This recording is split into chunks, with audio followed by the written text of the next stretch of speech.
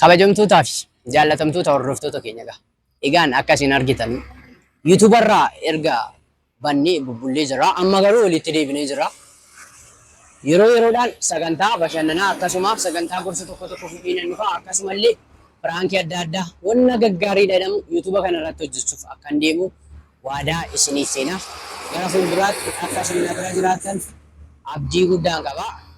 Sagaleeni kan jeequ gidduudhaan magaalaa keessa gatiin jiruu fi yaa yeroo baay'ee istuudiyoodhuma keessatti hojjenna gadi baanee hojjennu. Hadha garuu carraa keessan ta'ee gadi baanee hojjenneerra. Kanaan duratti wanna tokkoon jechuu barbaada. Kunis isin anaaf hordoftoota kiyya jaallatamoo kabajamoo bakka guddaa isiniif qabu. Yeroo hojjaan hojjedhu irratti namoota baay'ee na bira dhaabattanii laayikiidhaan akkasuma sabiskiraayibii gochuudhaan na bira dhaabattanii na jajjabeessaa jirtan keessaa isa tokko. An namoota gara tiiktookiitiin 100,000 fooloowarsii qabu akkasuma gara feesbuukaan gara teelegiraamaan gara hundaan qabu keessaa isin warri yuutuubarra jirtanuu warra wasaanyii yookiin warra barbaachisoo ta'anidha jechuudha. Kanaafuu isin yeroo kamiyyuu filannoo koo duraa akka taatan beekuu qabdu. Isinin jaalladhaa, isinin kabajaa. Yaada isin koomentii jalanaa keessan yeroo kamiyyuu nan fudhaa. Hanga dandeessanutti immoo hanga dandeessanutti yuutuubii koo ofii keessaniillee sabiskiraayib naa godhaa. Namoota biraallee sabiskiraayib naa gochisiisaa. Yaada tokko tokkoon isinirraa barbaada. Yaadni kunis yuutuuba kanarratti maal akkan hojjedhu feetu.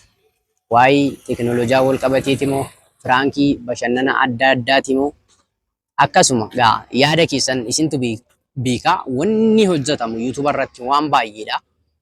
Sana keessaa maalan akkan hojjedhu gorsa naaf dhaamtu kun gaafii koo duraati. Ammallee isin jaallatamtoota yuutuubii koo irratti waan guddaan hojjedha. Bor adda bakka na argitan kanatti bor na arguu dhiisuu dandeessu. Bor bakka na argitanitti immoo iftaan na arguu dhiisuu dandeessu.